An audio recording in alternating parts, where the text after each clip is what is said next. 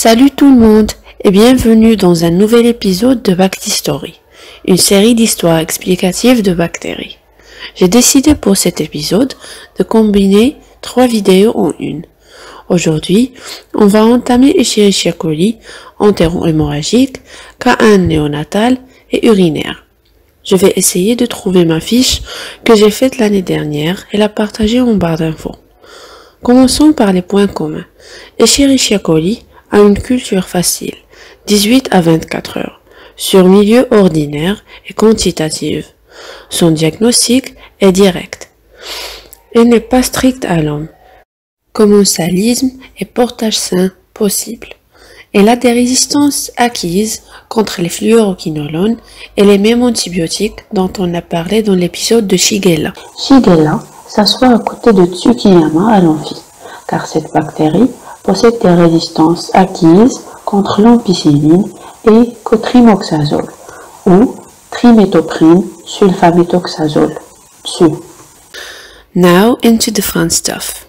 D'abord, Escherichia coli K1, qui est responsable d'infections néonatales, se caractérise par un antigène K, qui est la capsule antiphagocytaire. Cette dernière est très épaisse, ce qui donne un aspect muqueux à la colonie. Vous pouvez vous rappeler de tous ces cas par cette énorme K écrite sur ce cake que ce bébé essaie de manger, mais ne peut pas, à cause de la capsule. Le numéro 1 est écrit sur sa chaise, car Escherichia coli affecte les nouveau-nés durant les premiers mois de naissance, par transmission néonatale pendant l'accouchement. Il a des cheveux bleus, car cette bactérie est responsable de 80% des méningites des nouveau-nés, et il porte du rouge, car elle est responsable de 40% des septicémies des nouveau-nés. Maintenant, Escherichia coli urinaire. Colline porte une robe jaune avec le numéro 1 écrit sur son bras. Contrairement à Escherichia coli K1, cela ne signifie pas premier mois de naissance, mais que cette bactérie est la première bactérie responsable de l'infection urinaire, 70% des étiologies. Elle boit du jus de citron. Tout ce jaune est pour vous rappeler qu'elle est responsable d'infections urinaires, à partir d'un verre avec une forme un peu particulière.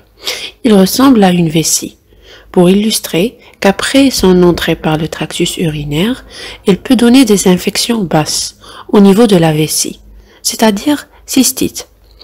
La paille est aussi particulière. Elle possède un rein et un pied long, pour vous rappeler qu'elle peut aussi donner des infections hautes au niveau du rein, c'est-à-dire pyélonéphrite.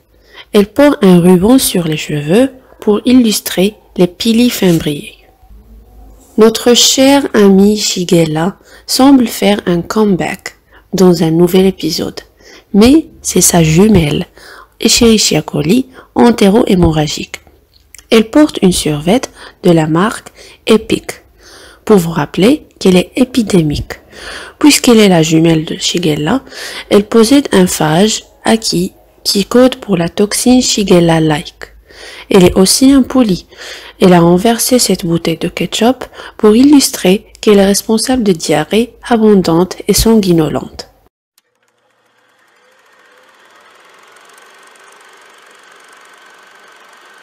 Trois personnes sont assises dans un café/restaurant. Kyle est un nourrisson qui vient ici un mois après sa naissance. Il paraît plus âgé, avec ses cheveux bleus, et attire l'attention par sa combinaison rouge. Il veut manger un cake avec un K majuscule, mais la capsule l'empêche. À côté de lui est assise Colline, qui porte une robe jaune avec le numéro 1 sur le bras. Elle boit du jus de citron dans un verre sous forme de vessie, et à partir d'une paille sous forme de rein et pied long. Elle porte un ruban sur les cheveux. Escherichia coli entéro-hémorragique, la jumelle de Shigella, porte un survêtement de la marque Epic. Elle est très impolie. Elle a renversé une bouteille de ketchup.